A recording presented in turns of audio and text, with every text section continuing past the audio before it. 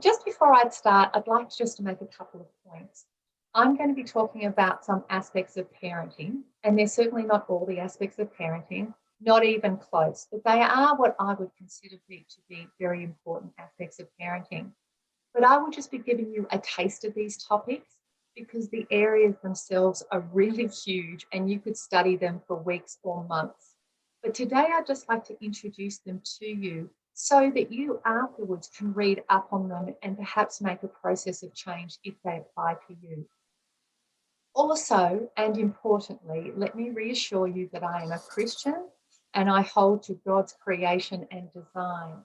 And you might hear me using some terms today in today's talk, and you would like me to expand on them afterwards. And I'm very, very happy to do that. But some of the terms you might hear, you might think, oh my goodness, that sounds a little new agey. Please ask me about it, and I'm happy to explain.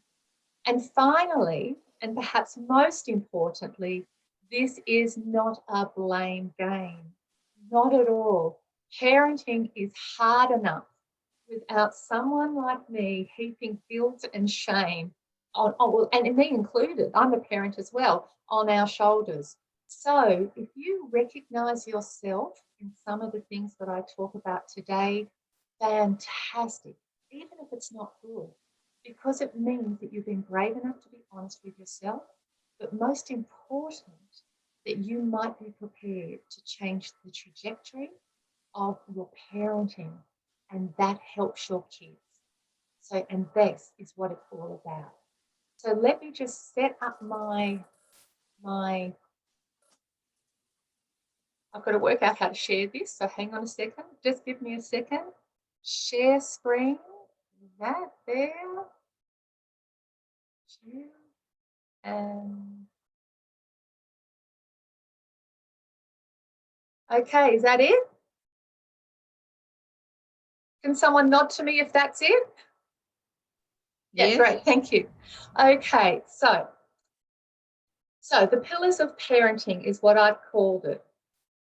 So when that little bundle of joy comes into the world, there is no feeling quite like it, is there? Chris and I, we remember taking our first daughter home and sitting down and looking at her, expecting her real parents to turn up. It felt so surreal. And as time went on, and I suspect this is the experience for you as well, we realised that parenting is not all sunshine and roses, that is actually peppered with precious, gorgeous little moments like the first smile, amidst feelings of growing tiredness, feeling overwhelmed and often underskilled. Interestingly, it's a time when us as parents, we feel the most vulnerable. For many of us, surprisingly, we get it right. And because we ourselves may have had some good parenting, or we've done some reading, or we've had some supportive partners and family around us to be wise and encouraging. But sometimes we feel lost at sea because we didn't have good enough parents, and we revert to the way we were brought up, even though that actually may be damaging to our growing child. So I've called this talk The Pillars of Parenting, as there are a few aspects of parenting that if we get these right, not in a perfect sense, but in a good enough sense, then our children grow up to be healthy individuals who can make good choices and take their place as well-adjusted citizens in this world. This is not a blame game, like I said before. Not at all. Parenting is hard enough, but our children do need to have a level of good enough parenting to be able to do well and have a sense that they are important and well loved. And the first of these is called attachment. Perfect. Okay, excellent. All right, so a couple of facts about childhood. As you can see there on the screen, I've listed some things. So childhood is the stage of life that we refer to as from 0 to 18. It's a time of, like I was saying before, huge development. Babies come into the world with just 100 billion neurons, and it's sort of likened to a little bit, if you think about Michelangelo's block of marble. And then when a child is like 8, 9, or 10, think of the statue of David. So it comes into the world with this huge amount of neurons, and they are whittled down and changed and expanded and contracted or culled based on life experience. So in early childhood, the brain is twice as active as that as an adult. And early infancy is actually a time when children learn about growth and love and encouragement. It's a time to feel safe and protected, and it means more than just the chronological months or years. It's about the quality of those years. As I said before, play is critical in childhood and early childhood development. And this is true for much of childhood, not just the first couple of years.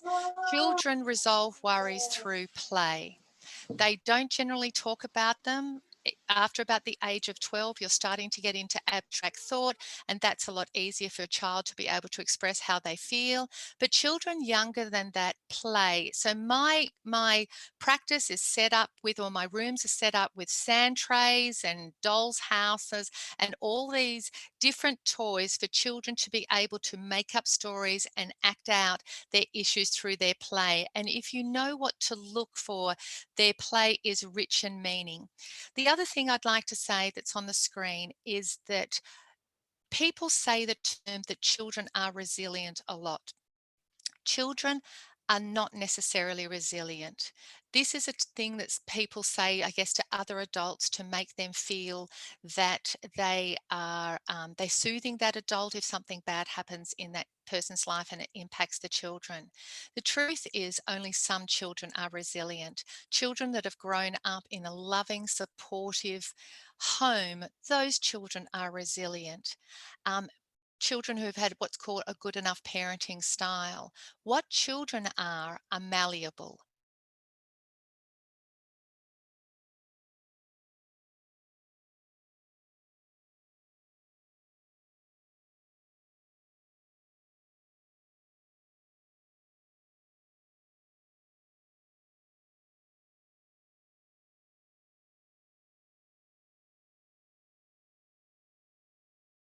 Children come into the world seeking connection with their primary caregivers, and they come into the world finely attuned to environments and the people around them, because that's actually how they learn. And you might be surprised to know that it is actually the first 1,000 days of development that are the most important. So that's the first 3.5 years. These interactions and experiences become templates or maps, if you like, that are laid down in the mind of the child, and they provide the lens through which how they see the world and other relationships.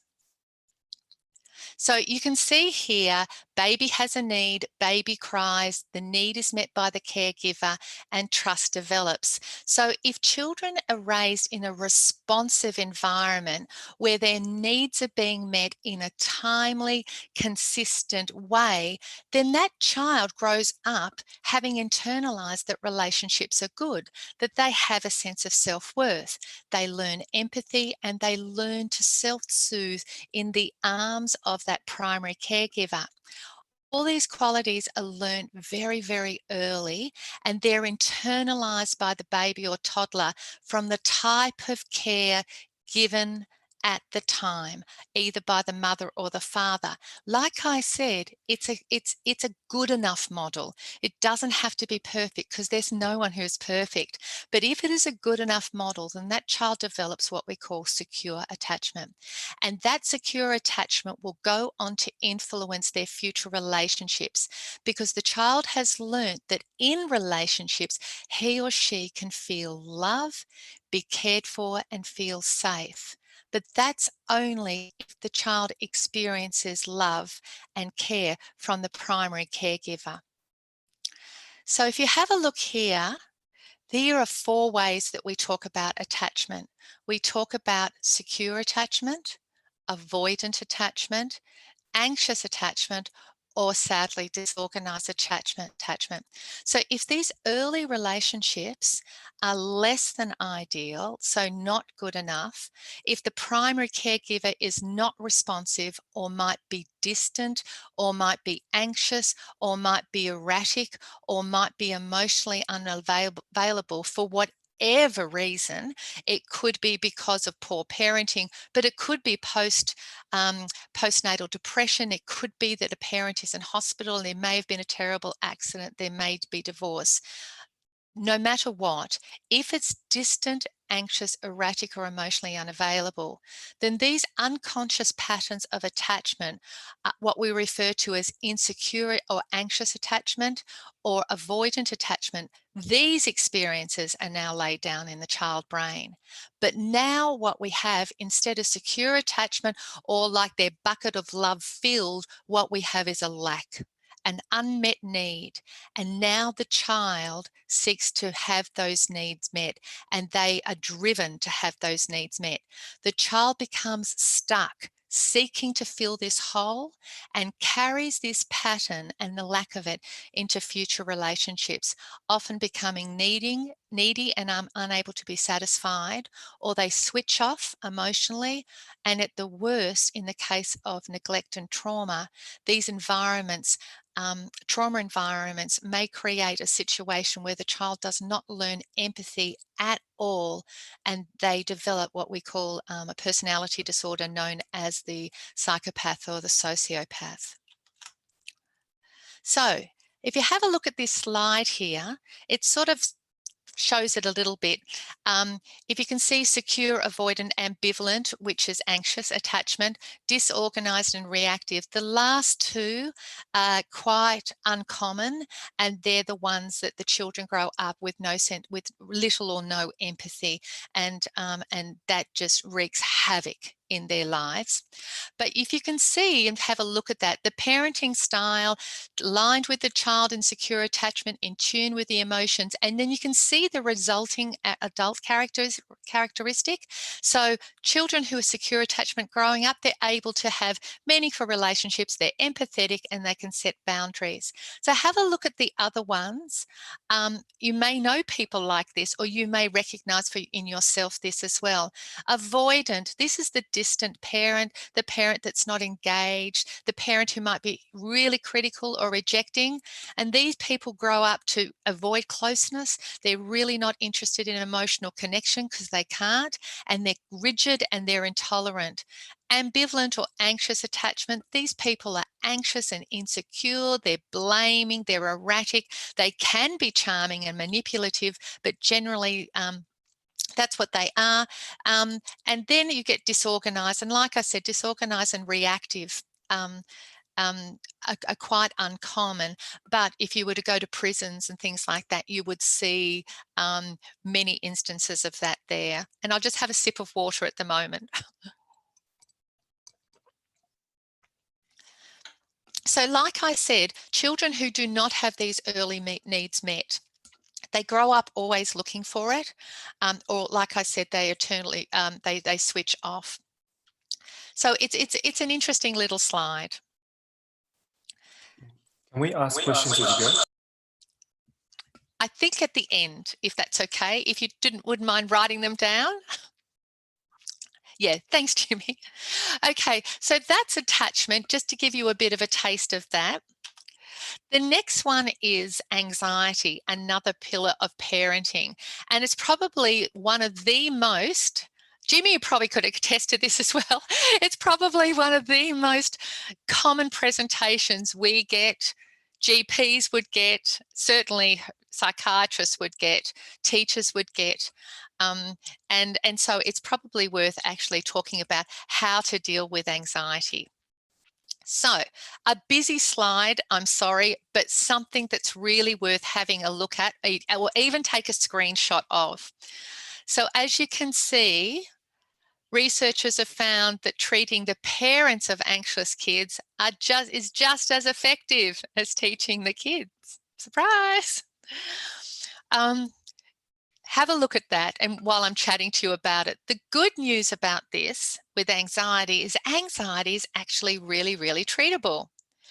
The not so good news about it is that many, and this is my opinion, many of the techniques that are used today, or the very popular approaches that are used for teaching, dealing with anxiety, they only work in part. And there are many of them. Given the rise of the explosion in neuroscience, there are many of them, but they only work in part. But clearly neuroscience is correct, but it's how we take that information and we package it into some sort of strategy and a way of working with anxieties and anxiety disorders that is really not that effective.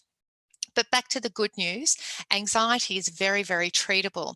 And you do not have to be a mental health professional to get your head around this and to be able to put in place some plans, some very successful plans and strategies to help the child in your care.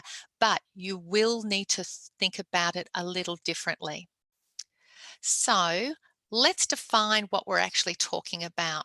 Worry and anxiety. Worry is the cognitive process, i.e. what you're thinking or what you're imagining. It's about the thoughts in your head that circle around and round. Anxiety is actually the physical symptoms of feeling unsafe. There's a little part in your brain that's inside the limbic system, which is like the mid part of the brain, called the amygdala. Many of you will have heard of it before. It's that little fight-flight thing that fires off and sends messages to other parts of your brain. Anxiety, the feelings of anxiety, the feelings of that worry and how it presents in the body, the amygdala is activated and it initiates what's called the fight, flight, freeze, faint response. So anxiety is worry running riot. So we need to acknowledge, though, that worry and anxiety is healthy and necessary. We all experience it. When we worry, we notice changes in our environment that might call for action. This activates our stress response system in our limbic system. Some examples of this might be when you smell smoke. It's really important that your amygdala starts to fire up. You might get a feeling, and we teach our children this, don't we, about stranger danger and all that, to recognize the feelings in their body. That's the amygdala firing up. You might have forgot your phone at a shop, you got a deadline with schoolwork or report writing, but your brain is saying, hey, you need to take notice of this. So this is very important because we need to pay attention to survive. These responses are normal. And we all live with different levels of anxiety in our lives. It's actually unavoidable. But what happens is when it is very intense, when it becomes problematic, and when it takes over and fear and anxiety and worry starts to take over your life, your child's life, and impacts the whole family, this is when you need to seek help, or you need to inform yourself and start to reach out and get some good treatment for your child. So, our brain responds to the messages it's being given. We can also fire off that amygdala, not necessarily by an external threat, but we can fire it off by a perceived threat. Your brain doesn't actually differentiate between a real and perceived threat. So worry may not be real. It might be something from the past. It might be something you heard, but we all have this ability to ruminate about these events and thoughts. And this fires up those same networks, that fear circuitry. It fires up those as if it was real. And there's some examples there. Feeling excluded or judged, stressed about money, not being able to make new friends, standing up in front of class. And we all know, you've all heard the statistics when people say genuinely that they would rather die than talk in front of a group of people. Fear of missing out and going to school. So, getting to know anxiety a bit. Anxiety demands two things: certainty and comfort. Anxiety says, I have to know what is going to happen next and I want to control it. and I want to feel safe and comfortable, or else I want out. It's actually very rigid. It wants certainty and comfort. The problem is it wants it continually and it wants it immediately. And it's just not possible because life as we know it is filled with surprises. We don't like it, but at times of discomfort, we all experience feelings like heart racing and stomach tied in knots, or need to run to the toilet, or shaking legs. And that goes with feelings of worries. But if we have the skills and push through, we do what we need to do anyway. So if you know how anxiety works, it's actually very helpful. Anxiety is sustained by an overestimation of risk, an underestimation of resources, lousy problem-solving skills, and an inability to tolerate uncertainty. And this is the really lovely work of a practitioner by the name of Lynn Lyons. I encourage you to look her up. She is awesome in this space. So the overestimation of risk, it's exaggerating what will happen to the child if the child has to deal with that anxious thing and what's about to happen. So it's just global and it's like everything's going to go wrong. So it's this overestimation of risk. And the underestimation of resources, not recognizing or utilizing any of the internal resources that child may already have. Problem-solving skills, the child has not learned how to figure out what to do, and the inability to tolerate uncertainty. That child has not learned to sit with and deal with uncomfortable feelings or levels of disquiet.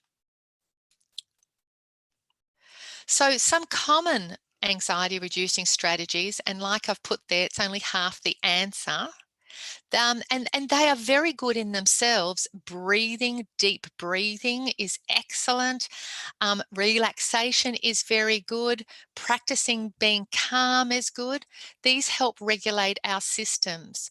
There's very, very good skills in themselves. And they are techniques that help the anxious child stay in the cortex part of the brain, the thinking part of the brain, keeping the thinking part of the brain in the driver's seat so they can make choices. So they are very, very good skills to have. You don't want the child descending because the escalation of alarm descends the thinking of the child's brain. And you don't want the limbic system, that amygdala, that midsection, you don't want that in a driver's seat. It's a very bad driver. You want the thinking part of the brain in the driver's seat, and that is achieved by breathing and relaxation and calming your system down. The problem is it's actually only half the answer. Many therapies or modalities nowadays just tend to stop there. And that's okay if it's a minor hiccup for the child. But if you're a born worrier, or you tend to have a highly anxious, fearful child, then it's actually a very inadequate response or plan. What also works, so the other half of it, is worry, as I mentioned earlier, does serve a vital service in our lives. It's there to keep us safe, stop from jumping in when we should be a little bit cautious, for assessing environments and people and so on. But what we need to do is we need to teach kids how to step into anxiety, not to run from it, but to be able to sit with those feelings of discomfort and possibly fear and to continue forward. Kids don't need to stop being scared. They need to learn how to take action while they're scared. And children need to be taught to be awesome problem solvers so that they can learn to trust themselves and to push through. So, how to support a child who's anxious? These points is really worth knowing. And the first time I heard this, I thought, oh my goodness, as a therapist, I've been doing this wrong. So every accommodation, so let this sink in, every accommodation that is made for anxiety just makes anxiety stronger. So every time you say you don't have to do that, You don't have to go to school. You go to the school, you talk to the teacher, he has a problem, he starts to feel anxious, we don't want to do the test, all of those type of things. Just remember that every accommodation that is made for anxiety just makes anxiety stronger. Because remember, what does anxiety want? Certainty and comfort. Removing all stresses to reduce these uncomfortable feelings just reinforces the pattern. And every time we help our child avoid those feelings, we strengthen those pathways in the brain. And by keeping the environment safe and predictable, we're actually helping anxiety, making it stronger and more permanent. I did put a little note down the bottom there. The actual opposite is true for trauma. Children who have experienced extreme trauma need to have a very safe, predictable environments while they actually heal from their trauma. So that's something to keep in mind. So the complete fix, and I don't expect you to remember this, expect worry to turn up. This is the complete picture of how to stop the worrying cycle, and this is based on the work of Lynn Lyons and Reed Wilson. A good therapist will guide you and your child through this if you feel that might be needed, but this is, in my opinion, the most effective way of dealing with anxiety. So expect worry to turn up. Stop being surprised by worry turning up at times. It always does in all aspects of our lives. Before this talk, I'm like feeling a little anxious. My mouth goes a bit dry, but I have the skills I would hope to be able to carry on regardless. So expect it to turn up. It's really interesting when we have children, we go, oh my goodness, anxiety's there again. And yet it's a new day of school. It's a transition from year 6 to year 7. We need to expect anxiety to turn up. Talk to your worry. This is called externalizing. And when I work with kids, I get them to give their anxiety a name. One of the little boys I'm working at the moment, his anxiety is named Jack. I've had anxiety called the black spider. But it gives us your way to talk about it. It's like, what's Jack saying to you now? That type of thing. So personify worry, give it a name, talk back to it. Some kids will go, oh, for goodness sakes, Jack, what are you doing back here again? I've got it. So it actually helps to actually separate it out from the child. Learn to be unsure and uncomfortable on purpose. And most people freak out at this part. It's about being brave. Worry says stop. We need to say, and we need to learn how to say go, regardless of those feelings that we have. Breathe. Learn how to self-regulate, how to stay calm while your child is escalating. And I'll talk about that a little bit in a minute. Know what you want. Set a goal about what your child wants to do. And bridge back to your successes. Anxiety often forgets the times when your child has actually made some really good moves forward, when there were successes. Anxiety's like cuts out. It's like got amnesia. It's like it's never going to work. And yet you've seen it happen 3 or 4 times. So it's about bridging back to your successes, and you take action on your plan and write a step-by-step plan. The focus is on problem solving, not on content. It's about process. So we don't want to focus on 97% of people did this and it was okay. You've done this 9 times before. Everybody's okay. When you start to focus on content, what you're doing is feeding anxiety, certainty, and comfort. We actually want to teach our children to learn how to step into uncomfortable situations and problem solve and resource themselves. So this is interesting, very well documented, lots of evidence-based research around this. Children of parents with an anxiety disorder, so if one or both parents have an anxiety disorder, are 6 to 7 times more likely. This is not the blank. This is the part where you might go, oh my goodness, it's all about me. I don't want you to take that on board. I just want you to hear that this is what And there's multiple reasons for it, but this is just important information to know. That children of parents with an anxiety disorder perceive ambiguous situations as more threatening than other children. They have lower estimates of their competency. They engage in all or nothing thinking, which is perfectionism. They become masters of negative expectancy. It's never going to work. It's always going to be bad. They have more somatic complaints. That means things in the body, tummy aches, head aches. I worked with one young guy who was about year 9. He would start to lose peripheral vision with his social anxiety.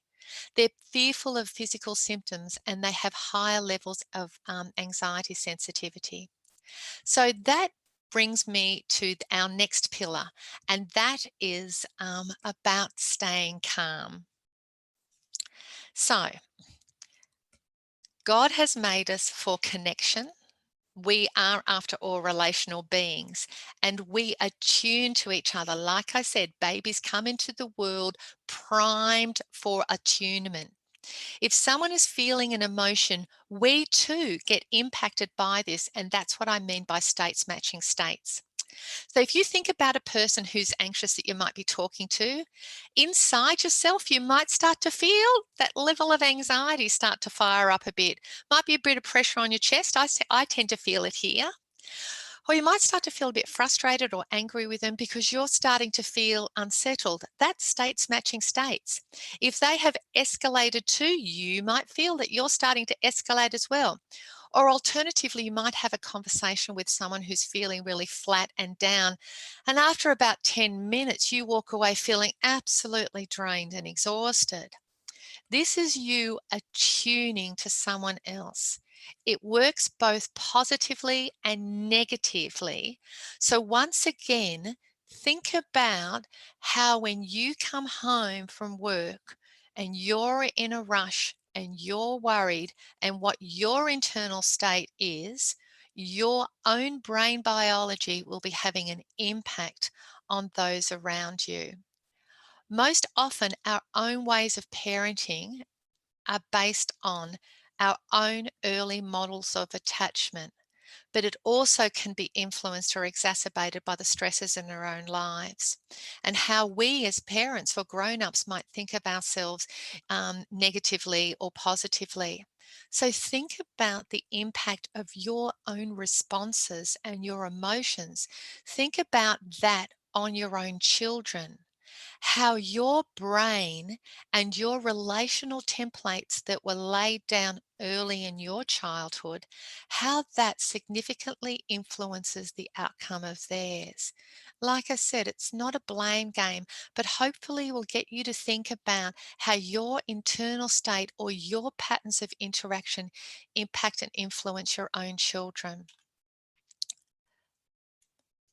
So, here are 5 possible ways that you can respond to your children when they're upset, anxious, or scared about something or escalated in some ways. You can ignore the issue and send the message that we are avoiding it. We can dismiss the issue because the chances are you may have made up your mind already about what truly happened. We can step right into the situation and be the hero and rescue them. Lots of parents do that. Or we can get angry with them and punish them who actually are coming to us for help.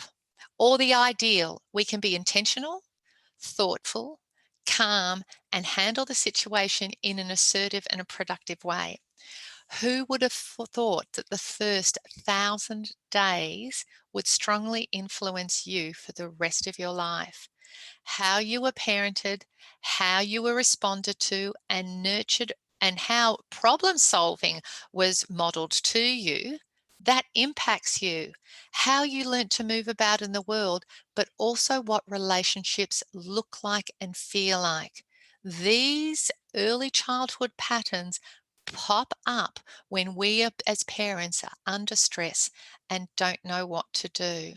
If they haven't been adequate or they haven't equipped you to be calm in the face of adversity, when issues get under your skin and frustrated, as most of us as parents experience multiple times, our calm and good intentions fly out the window and we revert to type.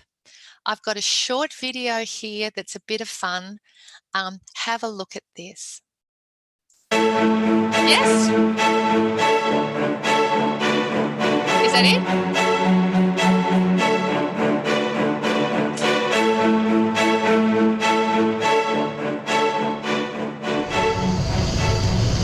Mom. Oh, honey. Hi. Mom. Ooh, The hamster died. yeah. Charlie died. We'll get another one. We'll get you another one. We'll get you another one. You know what? I know exactly who's got more, okay? But we have to get another one. We have to do this. We have to get another one. I'm going to fix this for you. We'll get another one, okay? Yeah, it's just, yeah. It's a little button. Yeah, that's what they do, and they get stiff. Yeah, you probably noticed that. Yeah, we'll take care of it. You know what? I'll have your dad take care of it. I don't want to touch him. I don't want to touch him. It's not a big deal, sweetheart. It's not a big deal. Hamsters, they come and go. They're like a dime a dozen. Didn't we just talk about this? You take no responsibility for things. Look at this. Look at who puts your clothes away every day.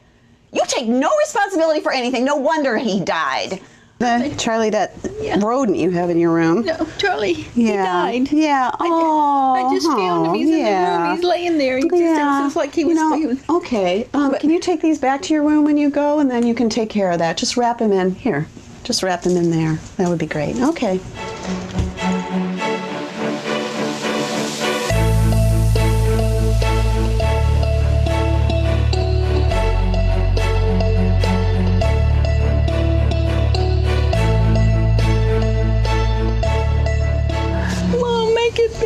Make it better. You gotta do something. Charlie's dead. Yeah, Charlie's dead, and that's really hard. You love Charlie so much. I love Charlie. You were so good with Charlie too. He would go around his little thing. You did, yeah. He'll never do it again.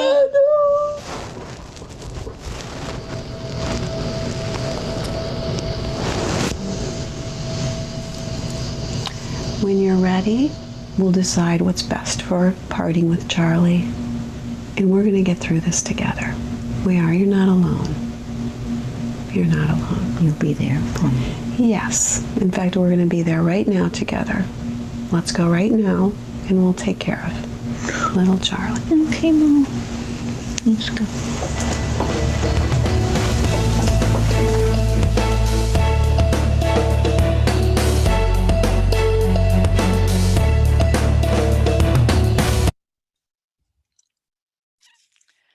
So you can see, can you hear me again? Can someone nod at me? Can you hear me? Yeah, great. So it's a bit of fun. The blonde woman is Dr. Becky Bailey, who's an awesome therapist in herself. And she's got a lot of those really cute little things. You can see the different ways of interacting with the child. It drew out from the child different responses. So if we choose to interact in a thoughtful, calm way and attune to the child's needs at the time, it can actually create better outcomes for that child. Much better environment, much safer spaces, and it will affirm and support the kids in our lives. And it also models to young people what respectful response sounds like. Whoops, sorry. There we go. Okay. Clearly, I'm not a tech person. So, the thing is, it starts with regulation, what we call self-regulation. So based on that states matching states, the healthiest and most ideal response to angst or distress, or to an escalating colleague or student if you're a teacher, is to use the very things we've talked about, but in a positive way. That is to use your own internal state and influence those around you by projecting that state. So how you learn to do that is for yourself to learn how to be self-regulated. The trick is, though, you can't fake calm. Excuse me, you actually have to be calm. You can't say, I'm calm, all right. You actually have to be calm. So think about for yourself just now, think about whether you actually really are able to self-regulate. So it might be okay when everything's going fine, but how often does that happen in real life? Does frustration, overwork, stress, difficult things your kids are coming home with, time pressures, endless things, juggling here, juggling soccer, juggling music, all those type of things, how do they significantly impact your emotional state? Can you think about this now? Can you calm yourself down if you actually are angry? It's a really good question. Alternatively, can you pep yourself up if you're feeling down? If you are able to self-regulate, you can choose how to respond. Children who struggle with anxiety, depression, diagnosed disorders, regardless of what they are, most of the time do not feel safe. They experience fear as a daily part of their lives. Fear of criticism, fear of rejection, fear of being hurt, fear of being left behind, fear of being different, fear of being ridiculed, fear of failing, and so on and so on. And the same goes for us. We bring all that stuff and all our histories into our families and our relationships. Remember, you can't give what you don't have. So, self-care, acknowledging the design of God and working with it. So hopefully I'm able to convince you that what's inside of you, your feelings, your emotional state, how you feel about yourself as parents, this will be picked up by other brains around you. You'll be impacting other brains like your own children. So what do you do if you've had a lousy upbringing and you've had a difficult life, or you've had a bad day and you feel stressed or lonely or inadequate? I praise you because I am fearfully and wonderfully made. Your works are wonderful. I know that full well. How many times have we said those words? But if we truly believed it, then we need to accept and be thankful that each of us is designed in a very particular way. We are fearfully and wonderfully made. God has used, you can use those mechanisms that God has created inside your brain, your own neurobiology, your own physiology, to make yourself feel better and feel stronger and more at peace. So first of all, when you're starting to work with your child and you're starting on their own anxiety, the thing you need to put in place is not them, it's you. You need to get some good self-care. Understand and acknowledge that you are designed beautifully and you use those mechanisms. So go for a walk in the sunshine. This releases serotonin, which is a mood stabilizer, and releases endorphins, which will make you feel better and happier. If any of you have done any of the Neil Nedley stuff, the most go-to treatments for depression are diet, exercise. So get out there with the sun, get the sun on your skin if you are feeling overwhelmed. Give someone a hug. This releases oxytocin, which is the love hormone. Don't drink caffeine. It's a stimulant and just hypes you up. But if you're going to drink caffeine because you like the taste, and I do like the taste, but I drink decaf coffee, eat well. Limit your screen time. Any time that you spend on the screen that you are not interacting with someone else, it will be to do with social comparison. Breathing is also the key to this. It's not so much the intake breath, but it's the long external breath. And I teach kids what I call, you know, the infinity symbol, but I actually give it a bit of a bulge at one end. This actually will help you calm down. So it's breathing, as parents, it's breathing in, holding it, and a long exhale. The reason why it works is wrapped around a lot of your internal organs is one of the longest nerves in the body, known as the vagus nerve. And the vagus nerve becomes activated when you push down on it, when you breathe in, when your diaphragm expands and pushes down, and it sends a message to your brain of calm. So breathe in and breathe out slowly and intentionally until you feel yourself being able to regulate your emotions. And then you can take on board some of the other things that I've actually suggested there. But you need to be calm first. Can you imagine a home environment if we actually all did this, or a work environment or church if we all did this?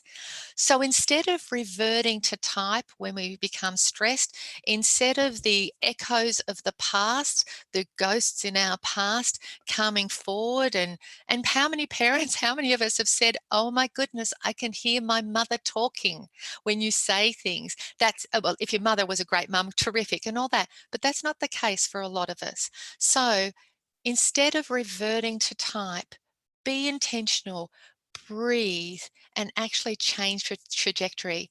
Imagine what that would look like for our kids if we did that, and how would it help? It would help them move forward in their lives. It actually is very possible, and it isn't actually very hard to do. We just have to be intentional. And that's it. Thank you for listening and for putting up with my technology issues.